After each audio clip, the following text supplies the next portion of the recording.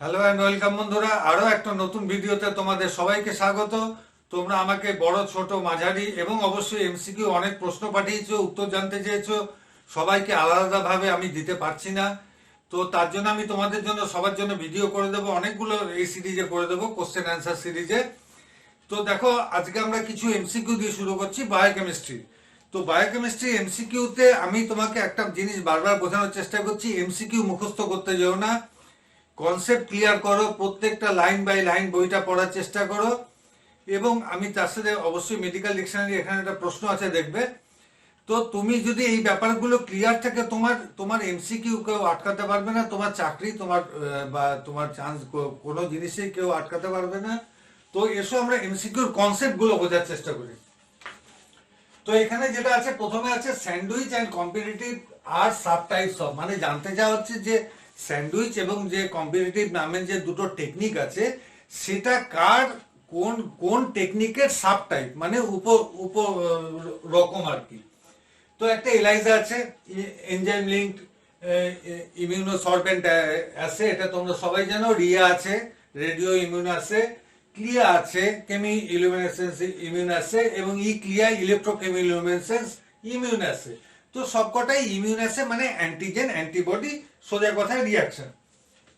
তো antigen antibody যখন reaction হচ্ছে, তখন আমরা যখন দেখতে যাচ্ছি যে প্রথমে হচ্ছে আমার যে, যেমন ধরো এলাইজা, আমি এলাইজা ধরে নিচ্ছি। তো এলাইজাতে তিনটে তিনটে টাইপ আছে, একটা হচ্ছে ইনডাইরেক্ট টাইপ, একটা হচ্ছে একটা হচ্ছে ধরো স্যান্ডউইচ টাইপ, একটা স্যান্ডউইচ টাইপ, আর একটা হচ্ছে তোমার কম্পিটিটিভ।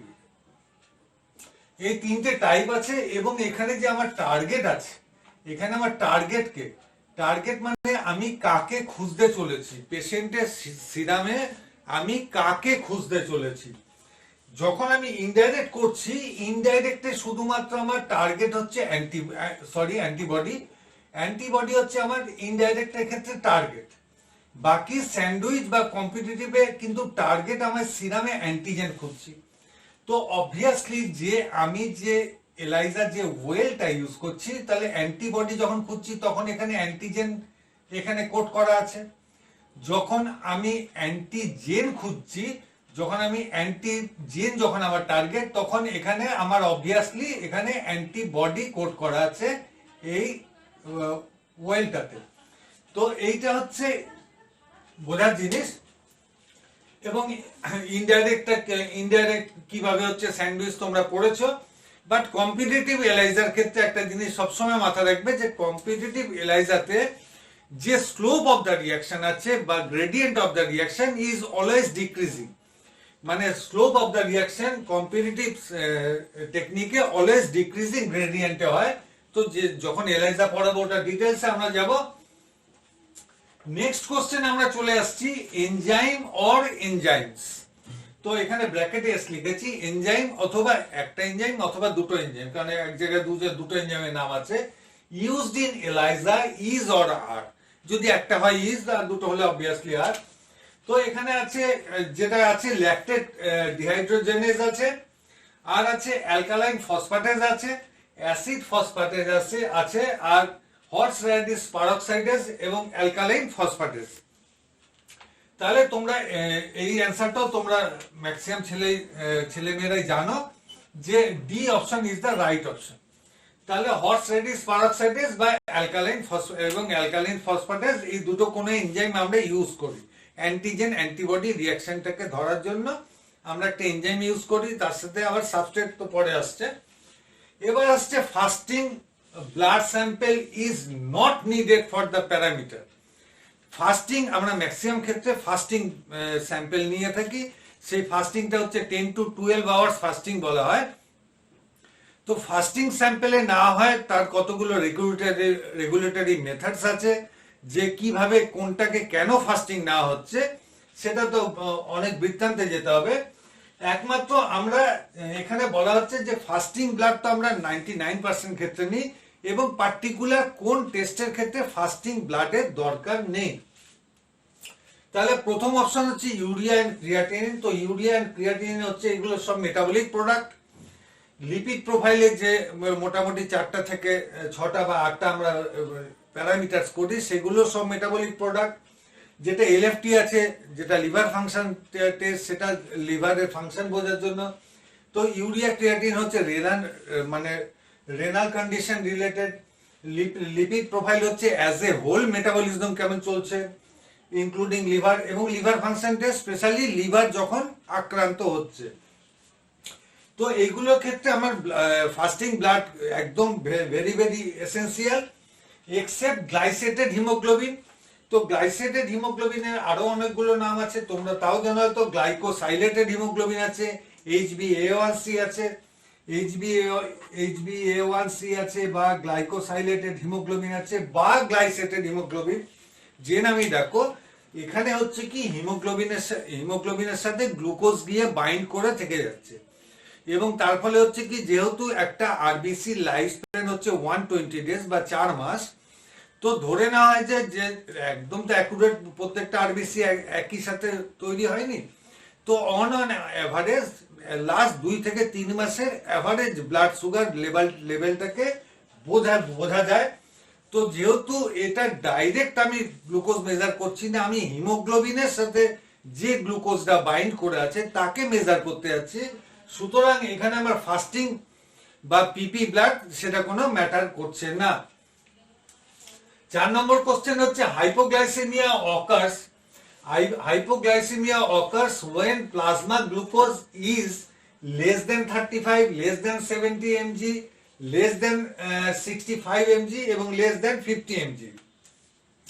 তো দেখো এখানে বারবার একটা মানে অনেক ক্ষেত্রে আমরা একটা কথা শুনে থাকি যে আমরা প্রায়শই বলে দিই যে ব্লাড সুগার বলে দিই, এটা খুব চালু কথা, অনেকদিন আগেকার ধরে চলছে। এখন আবার কেউ কেউ একটু বলছে ব্লাড গ্লুকোজ বলছে, বাট দ্য অ্যাকুরেট ওয়ার্ড আমি তোমাদের আগে বলেছি যে অ্যাকুরেট ওয়ার্ড হচ্ছে প্লাজমা গ্লুকোজ, কারণ আমরা প্লাজমা থেকে এস্টিমেট করছি, তার জন্য ফিঙ্গার প্রিকের অনেক জায়গায় গ্লুকোজ এস্টিমেশনকে মান্যতা দেওয়া হয় না। তো hypoglycaemia occurs when plasma glucose is less than 35, less than 70, এগুলো হচ্ছে এমজি পার ডিএল আছে। বাট ইন্টারন্যাশনাল ইউনিট হচ্ছে কিন্তু ইন্টারন্যাশনাল এই ইউনিটগুলো হচ্ছে কিন্তু millimole per litre. Maximum first world কান্ট্রিতে কিন্তু মিলিমোল পার লিটার হিসাব করা হয়। তো এখানে রাইট অপশনটা তো 70, যে 70 নিচে এলে বলছে অ্যালার্মিং। হাইপো মানে হচ্ছে কম, গ্লাইসেমিয়া হচ্ছে মানে গ্লুকোজ ইন ব্লাড, এমিয়া মানে হচ্ছে ব্লাডের কোনো কেমিক্যাল কনস্টিটিউয়েন্ট যখন কম বেশি হয় সেটাকে বলছে aemia. Glyco stands for glucose and hypo মানে হচ্ছে কম। তাহলে হাইপোগ্লাইসেমিয়া হচ্ছে যখন, যে রাইট অ্যান্সার বলছে যে এখানে লেস দেন 70 হলে অলওয়েজ অ্যালার্মিং। অ্যালার্মিং মানে এখন থেকে মানে খুব সচেতন হয়ে যেতে হবে। তো আমরা মিলিমোল পার লিটারে কিন্তু মানে ম্যাক্সিমাম জায়গায় ফার্স্ট ওয়ার্ল্ড কান্ট্রিতে হিসাব করা হয়। তো আমরা এখানে সবচেয়ে 70 অ্যাকুরেট ভ্যালু হচ্ছে ধরো 3.9 মিলিমোল পার লিটার হয়।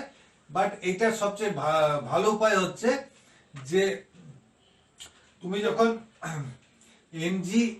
এমজি পার ডিএল আছে, এমজি পার ডিএল কে যদি 18 দিয়ে ভাগ করে দাও, 18 দিয়ে ভাগ করে দেখলে তুমি পেয়ে যাবে মিলিমোল পার লিটার, এবং 18 মিলিমোল পার লিটারকে 18 দিয়ে গুণ করে দিলে তুমি পেয়ে যাবে এমজি পার ডিএল, বা 1 এমজি পার ডিএল।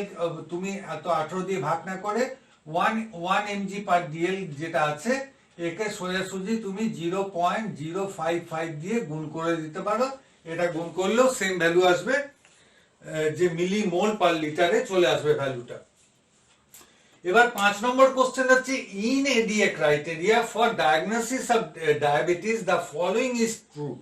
এডিএ হচ্ছে আমরা দেখো সবকিছুতে আমরা কথা বলি হু এর গাইডলাইন কি, মানে ওয়ার্ল্ড হেলথ অর্গানাইজেশনের গাইডলাইন কি, বাট কিছু কিছু ক্ষেত্রে আমরা অন্যান্য সংস্থার ডাইরেক্টিভস মেনে চলি। তো এডি হচ্ছে আমেরিকান ডায়াবেটিক অ্যাসোসিয়েশন। তো আমেরিকান যে ডায়াবেটিস অ্যাসোসিয়েশন আছে, সেই অ্যাসোসিয়েশনের যে ক্রাইটেরিয়া আছে সেখানে বলছে ডায়াবেটিস কখন ধরা হবে, যে ফাস্টিং ব্লাড সুগার কি 100 এমজি পার ডিএল এর বেশি হলে ধরা হবে, না 110 এমজির বেশি হলে, না 126 mg পার ডিএল মানে হচ্ছে ডেসিলিটার, এবং না 140 mg পার ডেসিলিটারের থেকে বেশি হলে ওটাকে মান্যতা দেওয়া হবে। তো এখানে 126 ইজ দ্য রাইট অ্যান্সার। 126 এর ভ্যালু হচ্ছে মোটামুটি 7.0 মিলিমোল পার, এটা রাফলি হচ্ছে, তো 7.0 millimole per litre, 7.0 millimole per litre. তো হচ্ছে যে ওখানে আমরা দেখছিলাম 3.9 বা 4 ধরে নিই যদি, তো 4 থেকে 7 হচ্ছে সবচেয়ে কমফোর্টেবল জোন। তো এই ভ্যালুটা যদি 4 হয়, এটা যদি 7 হয়, তো 4 থেকে 7 মিলিমোল কে ধরা হচ্ছে সবচেয়ে কমফোর্টেবল জোন, মানে লোকটা সুস্থ, healthy. Now the gestational diabetes is a condition found in, এবার এই gestational শব্দটার মানে হচ্ছে কি, তার আগে দেখে নাও যে অপশন আছে চিলড্রেন লেস দেন 10 ইয়ার্স, এরপর হচ্ছে অ্যাডোলসেন্ট। অ্যাডোলসেন্ট মানে হচ্ছে যে একটা ট্রানজিশনাল ফেজ বা মধ্যবর্তী পর্যায়ে, যখন একটা বাচ্চা মানে একটা চিলড্রেন, একটা বালক ক্রমশ সে প্রাপ্তবয়স্ক হচ্ছে, তো এই এজটাকে বলা হয় 10 থেকে 19 বছরকে ধরা হয় অ্যাডোলসেন্ট এজ। ফিমেলরা মোর দেন 40 ইয়ার্স এবং প্রেগন্যান্ট উমেন। তো জেস্টেশনালে আমি দেখবে যে ডিকশনারিটা পড়েছিলাম যে জেস্ট হচ্ছে প্রিফিক্স, অথবা জেস্ট যদি সাফিক্স হয়, তো জেস্টের মানে হয়, জেস্ট শব্দের মানে হচ্ছে ক্যারি, ক্যারি করা। যেমন আমরা খুব খুব কমনলি ইউজ করি যে ইনজেস্ট, খেয়ে নিলাম, ডাইজেস্ট, হজম করে নিলাম। তো লাইক দ্যাট জেস্টেশনাল হচ্ছে যখন a woman carrying a child, obviously তাহলে সে প্রেগন্যান্ট উমেন, তাহলে obviously the right answer is the D. এরপর চলে যাচ্ছি নেক্সট আমাদের 7 নম্বরটা। আবার হইলো আবার জ্বর সারিল ঔষধে। তো এই ধরনের আমরা কিছু একটা টুলস বানিয়ে নিই কিছু জিনিস মনে রাখার জন্য, যেমন মুঘল সম্রাটদের নাম মনে রাখার জন্য এই বাবার হইলো আবার জ্বর জাতীয় আমরা একটা কিছু নিজেদের মনে রাখার জন্য একটা কিছু সুবিধাজনক টুলস বানিয়ে নিই। তো এইখানে আজকে বাকি যে কোশ্চেন গুলো আছে, দেখো আমি অনেকগুলো টুলস ইউজ করব। তো দেখো যে 7 নম্বর কোশ্চেনটা আছে, 7 নম্বর কোশ্চেনে বলছে the parameter is an indicator of nutritional status. Nutrition মানে পুষ্টি, যে পৌষ্টিক যে আমরা খাবার গ্রহণ করছি কিনা, তার যে প্যারামিটার গুলো আছে তার ইন্ডিকেটরকে, তো নিউট্রিশনাল স্ট্যাটাস বলতে আগে কি বুঝি, যে প্রপারলি একটা লোক ঠিক মতো খাওয়া দাওয়া করছে কিনা। তো যেমন সেটাকে আমরা বলছি ABCD। তো দেখো ABCD, তো এতে হচ্ছে অ্যানথ্রোপোমেট্রি। অ্যানথ্রোপোমেট্রি মানে হচ্ছে যে size, weight and body proportion. যেমন ধরো আমি যতটা লম্বা ততটা কিন্তু আমার ওজন অতটা নয়, তার জন্য লোকে আমাকে রোগা বলে থাকে। তো যাই হোক, সেটা লোকে কিন্তু এমনি বলে না। তো একটা লোকের মনেও ধারণা আছে যে সাইজ কত হলে, মানে কত ওজন হলে, কত লম্বা হলে কত ওজন হওয়া উচিত, যে বডি প্রপোর্শন, আনুপাতিক বডির ওজন কত হওয়া উচিত, এটাকে বলা হয় অ্যানথ্রোপোমেট্রি। এরপর আছে বায়োকেমিক্যাল প্রপার্টিজ। এতে হলো অ্যানথ্রোপোমেট্রি, বিতে হলো বায়োকেমিক্যাল প্রপার্টিজ, মানে বায়োকেমিক্যাল এস্টিমেশনস, যেগুলো আমরা ক্লিনিক্যাল ল্যাবে করছি। তো 3 নম্বর হচ্ছে ক্লিনিক্যাল ফাইন্ডিংস, মানে একটা ডাক্তার যখন কোনো পেশেন্টকে দেখছে, তার ডাক্তার কিন্তু এগুলো কমনলি টেস্ট করে, মানে এক্সামিন করে।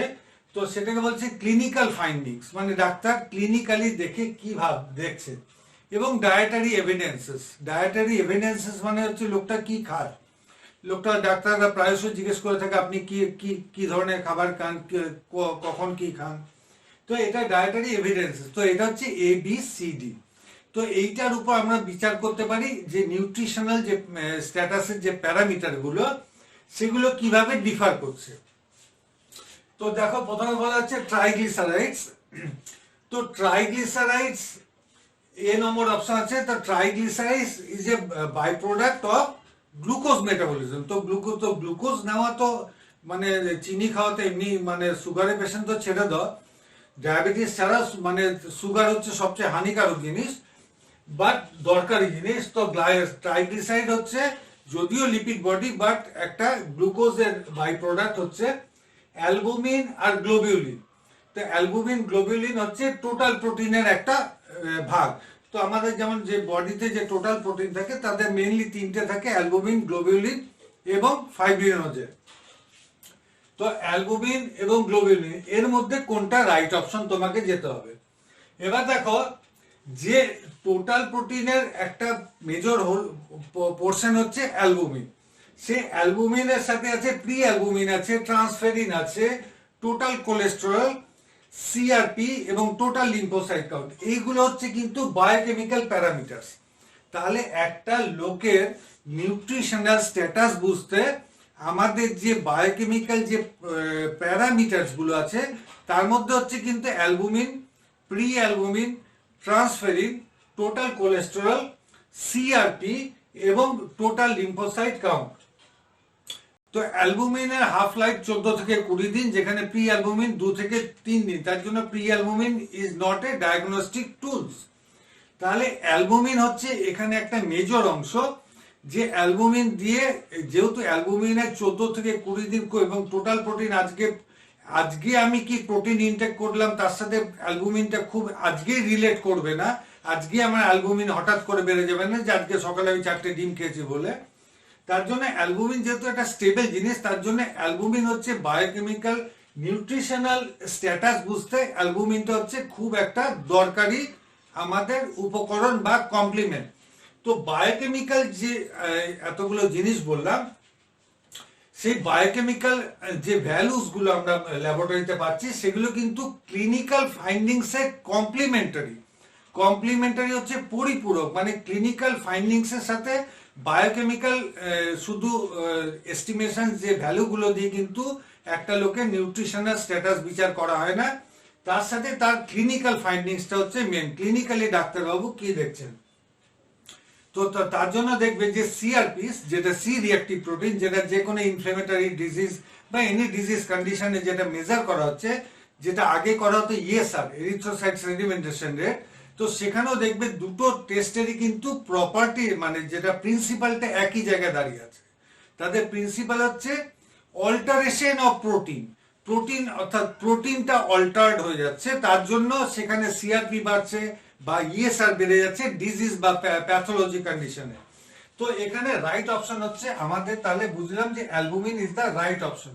টোটাল প্রোটিনের একটা অংশ হচ্ছে albumin, but albumin is the right option. তো নাম্বার 8 এর যে প্রশ্নটা আছে সেখানে বলা হচ্ছে ইমিউনোগ্লোবুলিনস ইন ব্লাড অ্যাক্টার্স, মানে যেগুলো ইমিউনোগ্লোবুলিন আছে সেই ইমিউনোগ্লোবুলিন গুলো ব্লাডে কিভাবে কাজ করে। তো এখানে ইমিউনোগ্লোবুলিন যেগুলো আছে সেগুলো তোমরা সবাই জানো, যে এইটাকে মনে রাখার আরেকটা সহজ উপায় বলে দিচ্ছি। তো আমাদের যেগুলো আমাদের ফ্যাট সলিউবল ভিটামিনস আছে, যেগুলো ফ্যাটে দ্রবীভূত হয়, সেই ভিটামিন গুলো হচ্ছে এ ডি ই কে। তো এ ডি ইমিউনোগ্লোবুলিনসকে আমরা প্রকাশ করি আইজি দিয়ে, ঠিক আছে। তো আইজি দিয়ে প্রকাশ করি ইমিউনোগ্লোবুলিনসকে। তাহলে ইমিউনোগ্লোবুলিনস হচ্ছে এডিই আছে ওখানে এবং কে এর বদলে জিএম আছে। তো কে এর বদলে জিএম আছে, তো জি আর এম। তাহলে আইজি মানে ইমিউনোগ্লোবুলিনস 5 রকমের, আইজিএ, আইজিডি, আইজিই, আইজিজি এবং আইজিএম। তাহলে এডিই কে হচ্ছে, এটা হচ্ছে মনে রাখার সহজ উপায় যে কটা 5টা যে ইমিউনোগ্লোবুলিনস আছে। তো এই যে ইমিউনোগ্লোবুলিনস আছে তার মধ্যে যে অপশন দিচ্ছে, প্রথমে অপশন দিচ্ছে তোমাকে কমপ্লিমেন্ট, অ্যান্টিজেন, অ্যান্টিবডি এবং বোথ বি এন্ড সি, মানে অ্যান্টিজেন এবং অ্যান্টিবডি বোথ। তো অ্যান্টিজেন কি, যা কিছু আমাদের শরীরে এন্টার করছে বা আমাদের শরীরে কিছু অংশ আছে যেটা সেম রিজেম্বল করে, আইসো অ্যান্টিজেন বলা হয়। তো অ্যান্টিজেন যেটা আমাদের শরীরে প্রবেশ করলো, যা বাইরে থেকে ব্যাকটেরিয়া, ভাইরাস, তো আমার শরীর সেটাকে সেন্সিং করলো অ্যাজ বহিঃশত্রু বা অ্যান্টিজেন, তার এগেনস্টে আমার শরীর অ্যান্টিবডি বানায়। তাহলে কমপ্লিমেন্ট কি, কমপ্লিমেন্ট হচ্ছে যে এনহ্যান্স, কমপ্লিমেন্ট মানে হচ্ছে পরিপূরক বা যে এনহ্যান্স করছে, বাড়িয়ে দিচ্ছে। কাকে বাড়াচ্ছে? দ্য এবিলিটি অফ অ্যান্টিবডির কার্যক্ষমতাকে বাড়াচ্ছে। অ্যান্ড ফ্যাগোসাইটিক সেল, যেগুলো আমাদের ফ্যাগোসাইটিক অ্যাকশন করে যে সেলগুলো, তাদের এবিলিটিটাকে বাড়িয়ে দিচ্ছে টু ক্লিয়ার দ্য মাইক্রোবস। তাহলে মাইক্রোবস যেগুলো ভাইরাস ব্যাকটেরিয়া ঢুকেছে তাদেরকে ক্লিয়ার করতে এবং অ্যাজ ওয়েল অ্যাজ কি করতে না damage cells form an organism. তো মানে সেই মাইক্রোস গুলো এবং যে ড্যামেজ যে সেলগুলো হয়ে গেছে, যে সেলগুলো আমার ক্ষতিগ্রস্ত হয়েছে, তাদেরকে ক্লিয়ার করতে কিন্তু কমপ্লিমেন্ট সাহায্য করছে।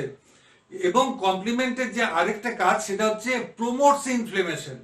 অর্থাৎ ইনফ্লেমেশন কিন্তু একটা প্যাথোলজিক্যাল কন্ডিশনে একটা কন্ডিশন যেটা হচ্ছে কিন্তু ম্যাক্সিমাম ক্ষেত্রে ফেভারেবল হয়। তো ইনফ্লেমেশনকে প্রমোট করছে and attack the pathogen cell membrane, এবং প্যাথোজেনের সেল মেমব্রেনকে গিয়ে সরাসরি অ্যাটাক করছে। তাহলে কমপ্লিমেন্ট হচ্ছে অ্যান্টিবডিকে এনহ্যান্স করার জিনিস। এবং এখানে বোথ বি এন্ড সি। তো ইমিউনোগ্লোবুলিনস আমাদের শরীরে যে কাজ করে সেটা কিভাবে করছে না অ্যান্টিবডি হিসেবে কাজ করছে। তো ইমিউনোগ্লোবুলিনস আমার শরীরে অ্যান্টিবডি হিসেবে কাজ করছে। ইমিউনোগ্লোবিনের যে স্ট্রাকচারটা সেটা কিন্তু ইমিউনোগ্লোবিন হচ্ছে একটা এক ধরনের গ্লাইকোপ্রোটিন, এবং সেটাকে কে তৈরি করছে না ইমিউনোগ্লোবিন। আগেই বললাম যে ইমিউনোগ্লোবিন যে অ্যান্টিবডি হিসেবে যে কাজ করছে তাকে তৈরি করছে কিন্তু প্লাজমা সেল। প্লাজমা সেলকে কে তৈরি করছে যখন বি লিম্ফোসাইটকে যখন কোনো অ্যান্টিজেন স্টিমুলেট করছে সেখান থেকে প্লাজমা সেল হচ্ছে, এবং সেই প্লাজমা সেল থেকে আবার যে এক ধরনের গ্লাইকোপ্রোটিন অ্যান্টিবডি তৈরি হচ্ছে যেটাকে আমরা বলছি immunoglobulin. Now the all are true about self monitoring of glucose except. তো এখানে 9 নম্বর কোশ্চেন বলছে যে অল আর ট্রু, নিচের গুলো সবকটাই সত্যি, about self monitoring of glucose, মানে নিজেই যখন আমি গ্লুকোজের নিজে নিজে মনিটর করব বা গ্লুকোজের ভ্যালু আমি চেক করব। তো সাধারণত আমরা যারা আমরা ডায়াবেটিক রোগী তারা আমরা কি করি, ম্যাক্সিমাম লোক ঘরে একটা গ্লুকোমিটার রাখে যে রেখে দেয়, যে রেগুলার ওয়েতে ওটাকে চেক করে নেওয়া। সেটার একটা তার প্রোটোকল আছে যে আজকে সকালে ফাস্টিং এ নিতে হবে, কালকে ব্রেকফাস্টের পরে নিতে হবে, এইভাবে তার প্রোটোকল বানানো থাকে। তো এটাকে বলা হয় সেলফ মনিটরিং, নিজেই মনিটর করা। তো যখন মনিটর করি তো তোমরা সবাই জানো যে গ্লুকোমিটারের যে টেস্ট হয় সেটা ফিঙ্গার প্রিক থেকে হয়।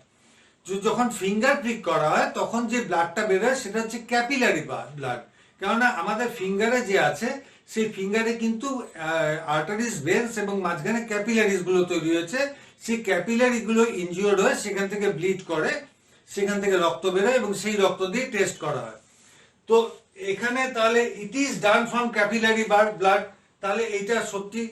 তো এখানে বলেছে কোনগুলো, এগুলো নিচের চারটে সত্যির মধ্যে কোনটা মিথ্যে। তাহলে it is done from capillary blood সত্যি।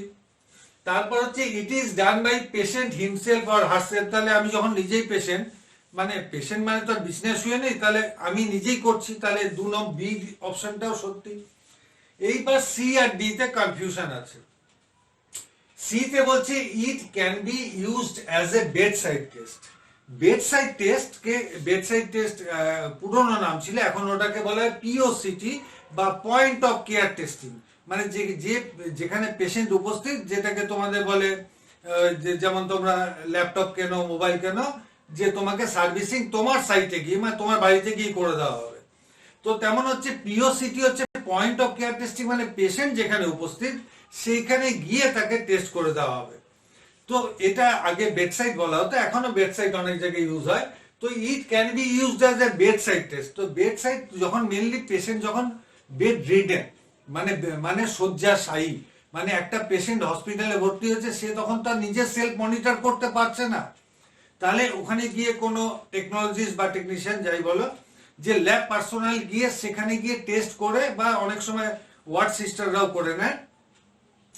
তো সেখানে গিয়ে তাকে টেস্টটা করে দেওয়া হচ্ছে, গ্লুকোজের টেস্টটা করে দেওয়া হচ্ছে গ্লুকোমিটারের সাহায্যে।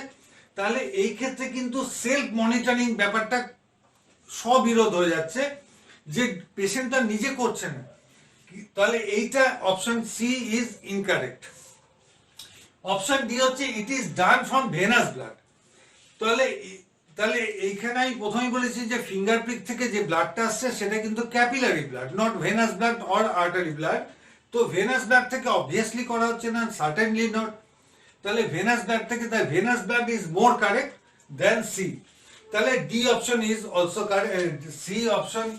সি এবং ডি দুটোই কারেক্ট, বাট ডিটা তোমরা লিখতে পারো it is not done from, it is done from Venusberg is a incorrect option. এরপর দেখো নাম্বার 10 যে কোশ্চেনটা আছে সেখানে বলছে হুইচ ইজ নট ট্রু, যে কোনটা সত্যি নয় অর্থাৎ কোনটা মিথ্যে। Not true about enzymatic reaction. এবার এনজাইমেটিক রিয়াকশনের সেম আগের কোশ্চেনটার মতোই প্যাটার্নটা একই, যে কোন কোন বাক্যটা সত্যি নয়। তাহলে substrate is converted to product. তাহলে এনজাইমেটিক রিয়াকশন হচ্ছে লক অ্যান্ড কি রিয়াকশন, তোমরা সবাই জানো, যেখানে এনজাইম কি এর মতো চাবির মতো কাজ করে এবং তালাটাকে খুলে দেয় বা ভেঙে দেয়। তাহলে তালাকে, এখানে তালা সাবস্ট্রেট, তাহলে সাবস্ট্রেটকে কনভার্ট করছে প্রোডাক্টে, ইজ রাইট। তাহলে এনজাইম রিমেইনস আনচেঞ্জড, যে কি যেটা এনজাইমকে যেটা চাবি বলছিলাম সে মানে তার কোনো পরিবর্তন হয় না, সেটাও রাইট। সাবস্ট্রেট রিমেইনস আনচেঞ্জড, সাবস্ট্রেটকে চেঞ্জ করে দিল, তাহলে সাবস্ট্রেটটা এটা হচ্ছে ইনকারেক্ট অপশন। তাহলে এইটা হচ্ছে এই ক্ষেত্রে কারেক্ট অপশন, কারণ বলেছে নট ট্রু। তাহলে substrate remains unchanged is incorrect. 4 নম্বরে বলছে a specific pH and temperature is needed. একটা নির্দিষ্ট পিএইচ এবং টেম্পারেচার দরকার পড়ছে। তো দেখো যখন কোনো এনজাইমেটিক রিয়াকশন হচ্ছে, তো এনজাইমেটিক রিয়াকশনে একটা অপটিমাম পিএইচ এবং টেম্পারেচার লাগে। তো এনজাইমেটিক রিয়াকশনের সবচেয়ে অপটিমাম টেম্পারেচার হচ্ছে 37 ডিগ্রি সেন্টিগ্রেড এবং সবচেয়ে অপটিমাম পিএইচ হচ্ছে একটা বড় রেঞ্জে ধরে রাখা হয়েছে যে 5 to 9। বাট কিছু এনজাইম অ্যালকালাইন মিডিয়াতে ভালো কাজ করে, কিছু অ্যাসিডিক মিডিয়াতে ভালো কাজ করে। তো যেমন হচ্ছে পেপসিন, পেপসিন স্টমাকে থাকছে, তো স্টমাকে আমার হাইড্রোক্লোরিক অ্যাসিড নির্গত হচ্ছে এবং সেখানে কিন্তু অ্যাসিডিক মিডিয়ামে সবচেয়ে ভালো কাজ করে পেপসিন। তাহলে তার একটা অপটিমাম পিএইচ চাই পেপসিনের কাজ করতে গেলে।